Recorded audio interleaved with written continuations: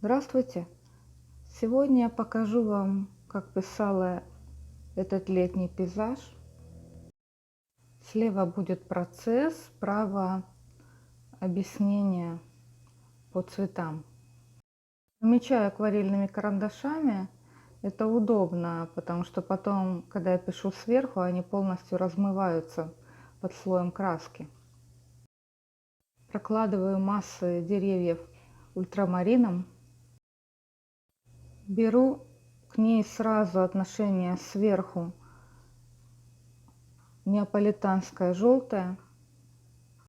Этот волшебный цвет состоит из охры, белил и еще какой-то желтой краски. Далее я пишу, затемняю немного, беру фиолетовый, стягиваю его вниз и добавляю холодный зеленый Winsor Green. Проверяю, как будет в этой связке работать теплый зеленый, оливковый. Решаю, что в этой ситуации лучше подойдет какой-то на красной основе смешанный цвет, оранжевый, охра и белила. Скорее всего, какие-то красные туда я тоже намешала, не могу сейчас вспомнить, что там конкретно было в этой полосе теплого цвета. Думаю, каким цветом будет у меня прописан дом. Добавляю для неба туркиз, он у меня такой в разбеленном виде, фирмы Ренессанс. К цвету дома я буду не раз еще возвращаться, потому что он мне оказался там то холодным, то теплым. То есть я пробовала по-разному с ним этот домик прописать.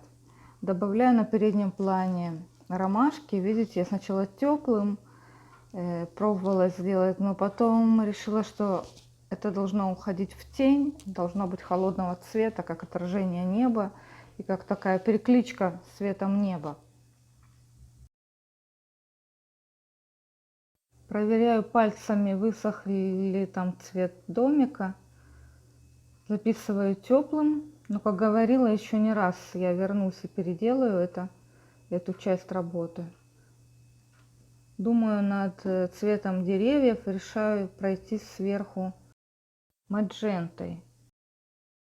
Делаю в глубине деревья такими более насыщенными по цвету.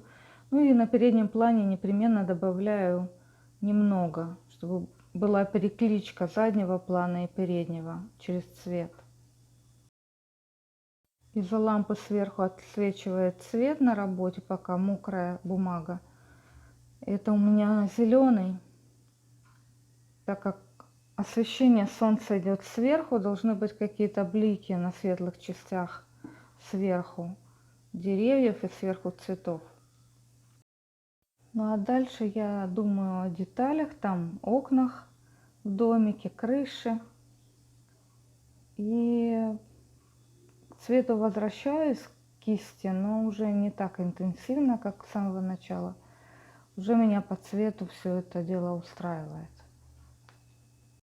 Беру карандаш бордового цвета и в тени, там где у меня маджента, сверху прорисовываю немного движение роста деревьев на переднем плане, дополняю немножко травки, такой выжженной солнцем розовой. И на переднем плане думаю уже о ромашках.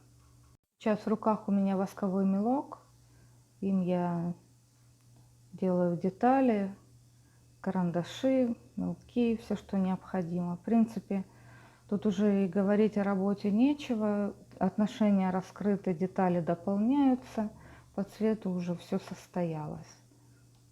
Этот этюд я пишу на новой бумаге Clairefontaine 125 грамм на квадратный метр. Она тонкая, я купила для рисунка, попробовала писать гуашью, не очень жидко разливая воду, как этот этюд. И все прекрасно получилось, так что бумага отличная, советую. Для живописи я беру бумагу поплотнее, люблю 300 грамм на квадратный метр. Плотность бумаги совершенно не отвечает за возможность детализации. То есть бывает и плотная бумага слишком рыхлая, и, допустим, носики, глазки мелкие не нарисовать. Так что выбор бумаги — это всегда индивидуальный подход. Если цвет, допустим, я вам говорю, гуашь такой-то цвет, вы берете и ставите его в свою палитру, то с бумагой никогда так не получится. Это нужно пробовать, проверять. Если я изначально намечаю разливать воду на листе, тогда я беру, конечно, бумагу поплотнее. Если вы меня смотрите регулярно, с вас лайк и подписка.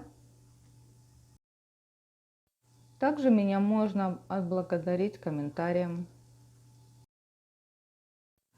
А с меня дальше подготавливать интересные видео с процессами или просто просмотр моих работ. Оставайтесь со мной, будет интересно. Пока!